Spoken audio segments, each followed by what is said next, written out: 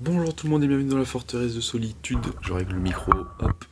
Aujourd'hui, j'allais dire Actu Comics, mais non, nous parlons de comics puisqu'on va parler de Gone, de Jock, du label Distillery, chez Delcourt, etc.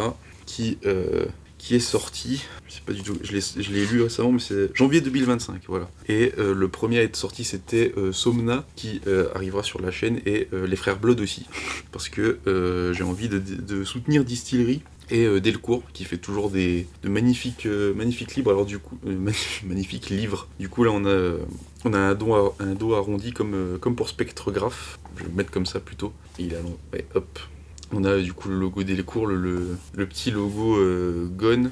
On a la couverture devant, on a du vernis sélectif juste sur le Gone et sur le petit vaisseau, pas sur le Jock et puis pas sur Delcourt. Et puis l'arrière c'est assez sommaire, on a juste c'est quoi, c'est rien n'est plus éloigné que chez soi, et on a le code barre avec le petit distillery puis le truc comme ça, sachant que je crois que ça fait à peu près wraparound.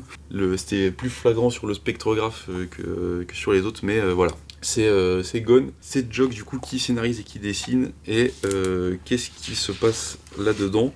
Ça va être simplement l'histoire de cette petite fille qui s'appelle Abby, A-B-I, vraiment tout simple, qui a une maman qui est enceinte et qui va dans des vaisseaux pour voler de la nourriture parce que ils sont extrêmement précaires, etc.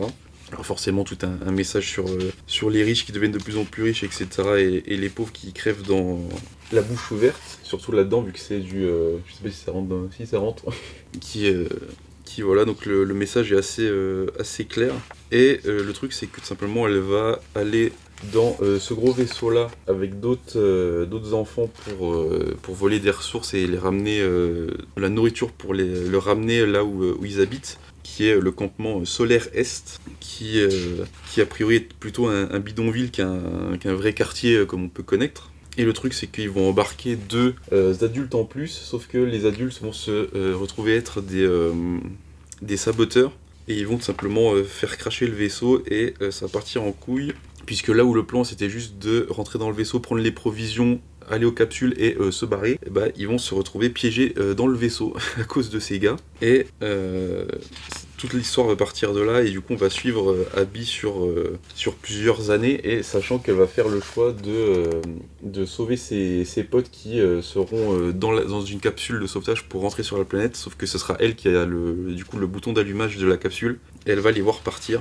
et du coup elle va rester dans ce truc là, et elle va rester dans le vaisseau et elle va survivre, etc. Il n'y a pas beaucoup de choses à dire. Alors du coup c'est le deuxième récit que scénarise Jock après le One Dark Knight chez DC en Black Label. Donc ça c'est son deuxième truc qui scénarise et qui dessine, et pour le coup, on sent vraiment que Jock est... Oh putain, je suis tombé là-dessus. Voilà, voilà. On sent que Jock est plus dessinateur que scénariste, mais ça fait le taf. Comme pour son One Dark Knight, c'est pas un chef-d'œuvre, mais ça fait le taf. Bah là, je trouve que ça fait pareil. Un scénariste de génie, mais ce qu'il fait, ça fait le taf quand même. C'est pas, ça vous fait pas sauter au plafond, mais c'est très très cool, sachant qu'il y a que 3 chapitres, il y a que 3 issues en VO. Ah tiens, ça a été imprimé en Allemagne. Il y a pas le... Oui, de toute façon c'est Distillery, donc je sais même pas si... non, si Distillery, ils font que des sorties librairies, je crois, aux US. Bon, il y a 3 chapitres plus un petit prologue. Je sais pas, il y a pas le nombre de pages. Ça doit faire 200 pages à tout péter. Non, il y a pas le numéro des pages. Je pense que ça doit faire un bon 200 pages, à peu près.